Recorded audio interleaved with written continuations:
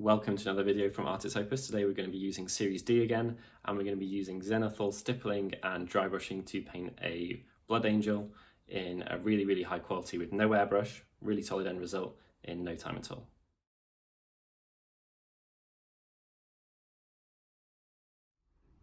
So stage one, using our dampening pad and Mephiston Red, we are going to gently use stippling to base coat our entire model. Even coat all over. This is over a black undercoat of Chaos Black, and two thin coats like this should be absolutely fine for us to get the entirety of the model. So here we can see the difference between 1 and 2 coats. 1 coat here, 2 coats here, really smooth coverage. We are going to be hitting it with this colour again in 2 steps time, so we should be going for a flat base coat, but if it's not absolutely perfect, it's not the end of the world. So it's really important to make sure this paint is diluted. It is a base coat. It's important for it to be smooth on the model. So whatever the section you're hitting, don't be afraid to give it 2 or maybe even 3 thin coats, particularly given that we're covering over black. When the paint is being stippled on, you might get little bubbles appearing. That's just because you're using diluted paint and stippling. It's the water in there.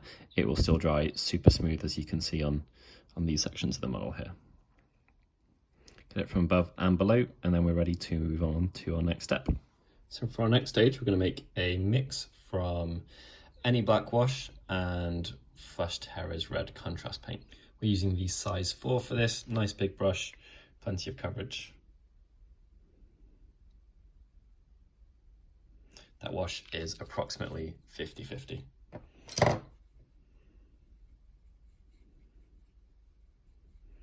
And then we're going to add in water, again about 50%. And just do that with the back of our brush until we're happy with the mix.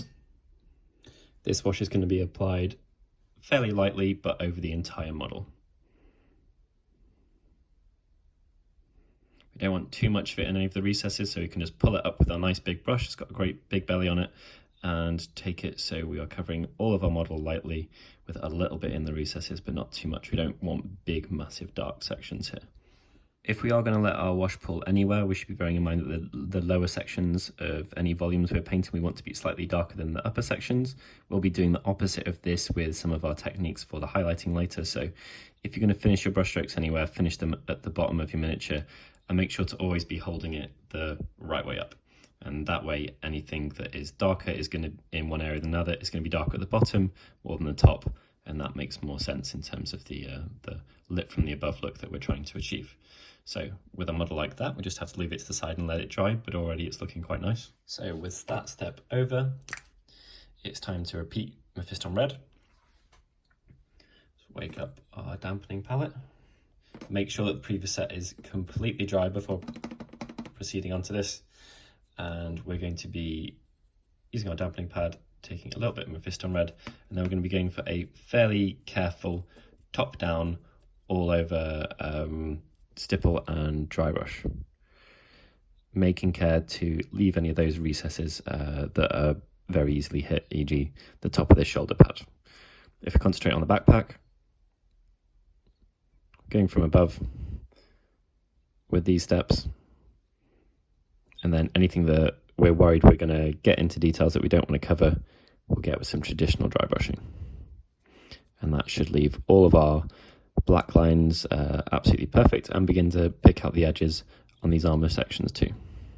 So we'll repeat that all over the entirety of our model, and then come back to begin the highlighting. It's worth covering that any section where you have a line like this, you shouldn't be traveling down the line, you should be traveling across it, and that will do a far better job of leaving the detail work we've put in with that wash untouched and nice and crisp. So always at 90 degrees to any edges or details that you're looking to maintain.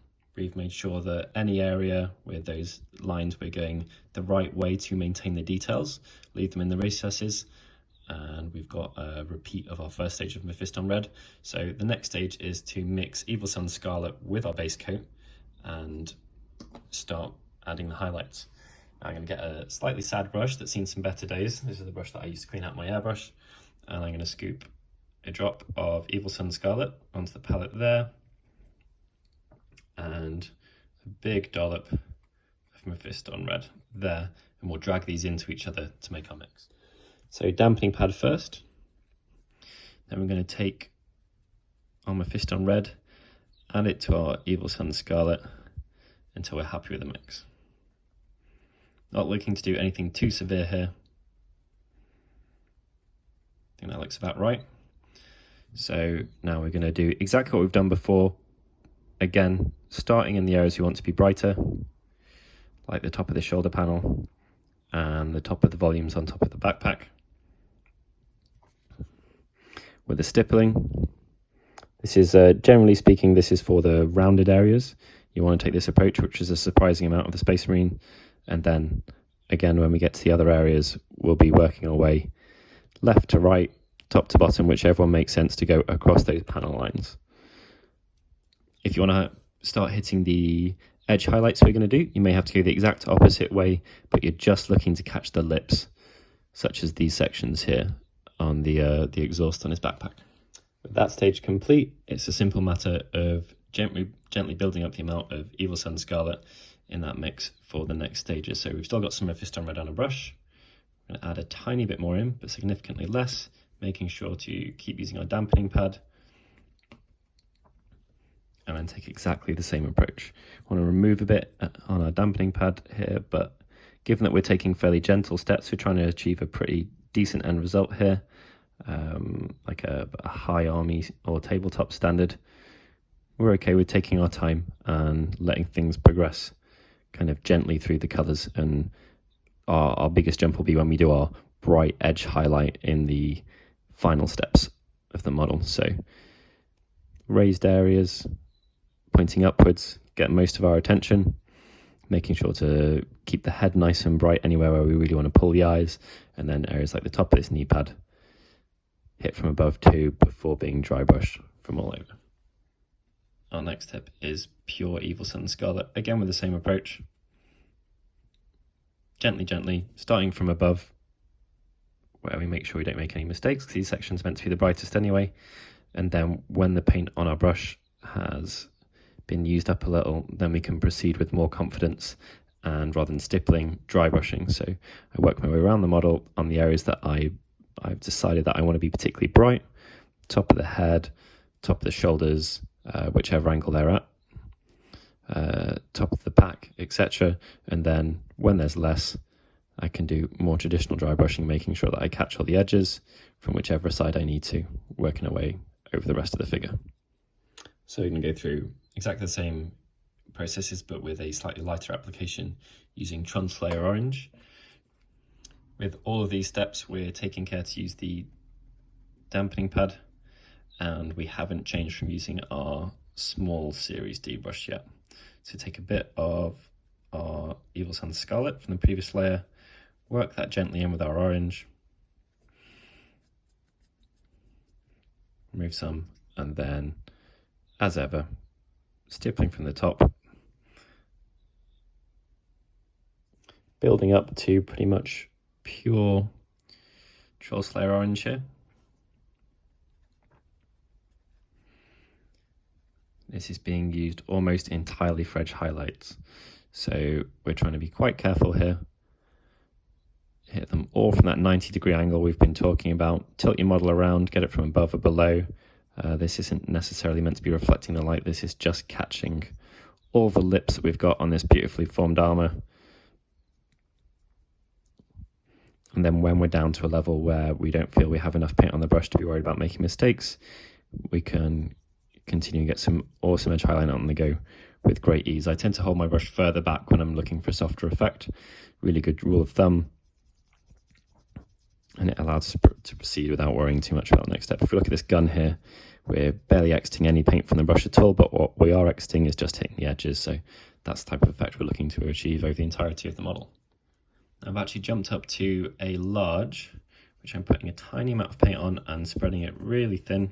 I've already had it in our dampening palette to get our model with the softest overall catching of those edges. We want every single edge on every single panel, no matter the direction it's facing, whether it's inside inside a leg or somewhat out of sight. We want all of those edges hit with this because we've still got another brighter color to go, and that brighter color is really going to stand out if it's going down on our previous layer instead of this layer.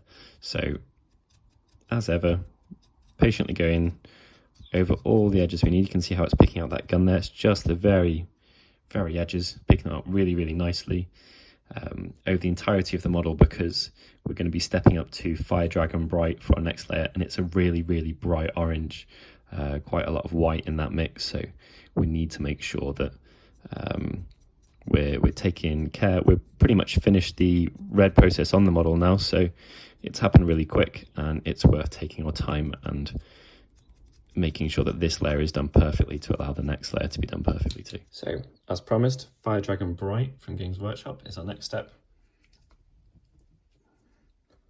We're using Games Workshop colours here, but you could be using any brand of colours at all. Take out a tiny bit there because we're not going to need much, making sure not to oversaturate our brush.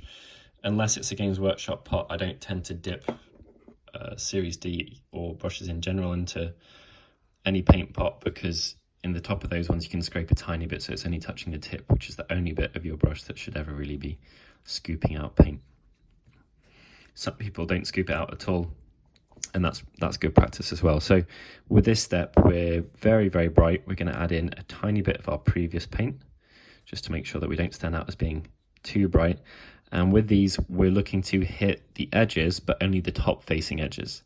So the edges of the top of the backpack are a perfect example, top of the helmet, and we're going against them, making sure we've only got a minimal amount of paint leaving our brush. For this, we're using the small, but we'll probably also get out the extra small for some super fine work in a second to make sure that we catch the bits that we want to catch. As promised, the next stage is using the extra small. Just going to add a tiny bit more water into our palette. Of course, as the brushes are smaller, they will add less moisture in, conveniently using the back of their handles as a dripper. Take a little bit of that, work off any excess, and take our Fire Dragon Bright here. You guys hopefully be able to appreciate this. We're doing extremely fine work here, and we're just using this as basically a buffing piece for our edge highlights. So the middle of this panel, we'll catch that edge highlight there to brighten it up a little. The top bits on the shoulder pad, hit these edges, fading it out as we work our way down. All of his helmet will be hit in the same fashion, because we want that bit to particularly stand out. It's the focus of our model. And then we'll be taking that. So all of the edges that are like the central section of each edge, if we can imagine that section reflecting the light a little bit more, we'll be hitting those with this color, but not all of every edge by every mean. So middle of that knee pad is perfect, but we don't want to hit the very edges of it. We'll do that all over the entirety of our model, and then we'll pretty much be done. So having gone over all the edges that we're wishing to catch on the model, for example, the top part of this one, but not the rest of it, we are going to take a tiny bit more of what we've got remaining, and then gently, this is an optional stage, buff some highlights very, very patiently on the raised areas of our round panels, shoulder pads, back of the backpack, that type of thing. We're looking to really slowly build up some dry brush texture on the tiny lumps we'll have here, and we'll dampen this down with a little bit of a wash in the next stage. We are going to be bringing back the Flesh Terrors red, mixing it with water, and then applying it all over our model as a glaze. So using the size 4,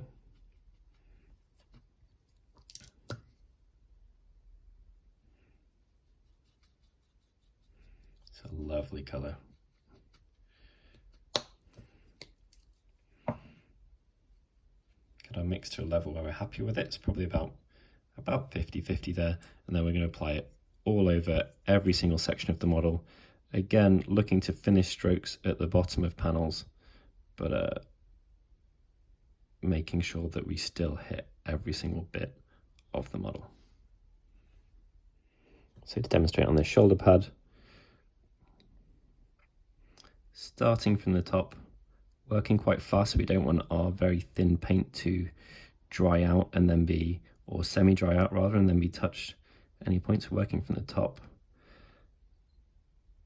and then working our way down. So if there is any pooling, it's pooling in the recesses further down the model. So with the wash stage done, I'm going to hit all the other areas with base coats and then give them a wash with the same mix probably that we've used before, and our model will be pretty much finished.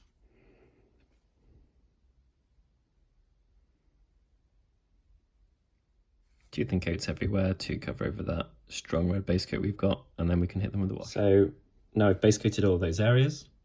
We've picked fairly bright colours, some metallics. It's going to get washed a couple of times possibly, and we're going to hit it all with the very first wash that we started off with. Okay, so for applying the wash, using the size 4 again, and we're hitting all of the areas of the model with the same wash. If you wanted them to not stay in the same warm colour scheme, you could add a little bit more black to this, but I'm looking to use the same wash a couple of times to make areas darker, but I want the model to all be fairly warm.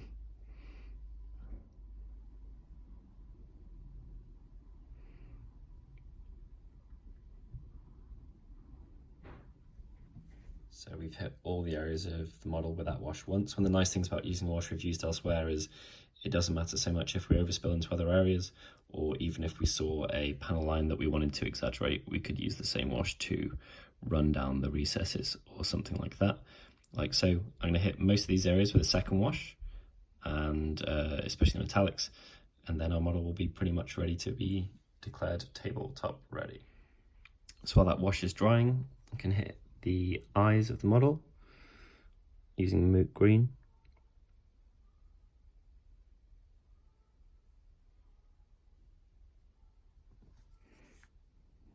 Using a size 2 from Series S here, and making sure to use a kind of gentle wiping method to just hit the eyes.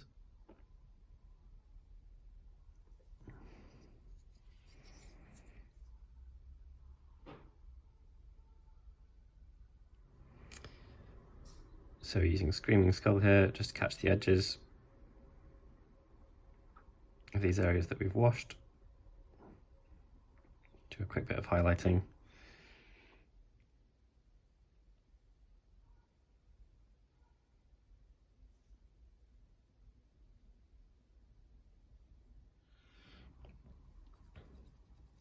So it's a fairly heavy dry brush. We're looking to get pretty much all of the panels, and I don't mind if these items end up looking a little bit scratched and battered, so I've not tested it as carefully as I would elsewhere. I've left a little bit more paint on the brush.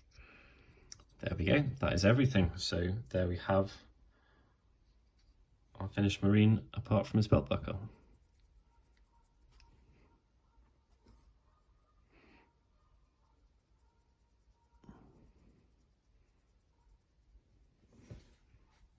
Perfect.